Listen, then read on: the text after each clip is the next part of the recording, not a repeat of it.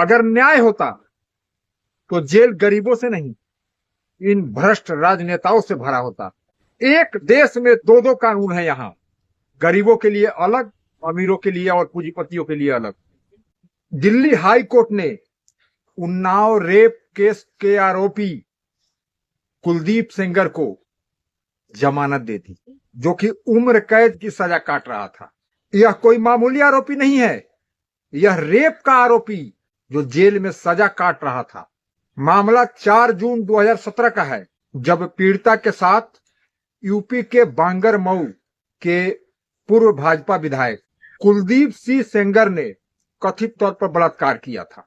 उस समय इस लड़की की उम्र मात्र 17 वर्ष की थी, लेकिन भाजपा से 4 बार के विधायक रह चुके इस आदमी को भाजपा ने पार्टी से बाहर कब निकाला? 2019 में। पीड़िता के परिवार पे तरह तरह का टॉर्चर किया गया। 3 अप्रैल 2018 को पीड़िता के पिता को अवैध हथियार रखने के जुर्म में गिरफ्तार करवाया गया और उसको जेल में रखा गया। और जेल में कुछ ही दिनों के बाद 29 अप्रैल 2018 को जेल में ही उनकी हत्या हो गई थी। अब आप समझ सकते हैं कि जेल में हत्या होना और अवैध हथियार रखने के जुर्म में फंसवाना कहां से षड्यंत्र रचा गया था। एक तेज रफ्तार ट्रक ने पीड़िता की कार को इतनी बुरी तरह से जबरदस्त टक्कर मारा कि पीड़िता और उसके वकील तो बच गए घायल होकर, लेकिन इनके 2 रिश्तेदारों की मृत्यु हो गई। यही नहीं, एक अलग नाबालिग से रेप के मामले में भी सेंगर को उम्र कैद की पहले भी सजा सुनाई गई थी। 4 मार्च 2020 को कोर्ट ने यह माना कि पीड़िता के पिता की जो हत्या जेल में हुई थी वो सेंगर, उनके भाई और उनके 5 सहयोगियों ने मिलकर किया था और इन लोगों को 10 साल की सजा सुनाई गई। यह है यहाँ का न्याय प्रणाली।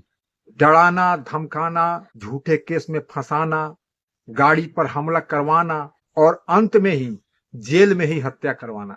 लेकिन कोर्ट ने उसको जमानत दे दिया और शर्त भी क्या रखी है आप सुन लीजिए। 15 लाख के निजी मुचलके पे इनको जमानत मिली है और इतनी ही राशि के 3 जमानतदार भी होने चाहिए। और दूसरी कि सेंगर को पीड़िता के घर के 5 किलोमीटर के दायरे में नहीं जाना है और न ही पीड़िता को और न ही उनकी मां को डराना है और धमकाना है। सारा तंत्र तो आप ही के हाथ में है भैया। और अपील लंबित है तब तक दिल्ली में ही रहना है और स्थानीय थाने में जाकर प्रत्येक सोमवार के सोमवार वहां पे हाजिरी लगाना है।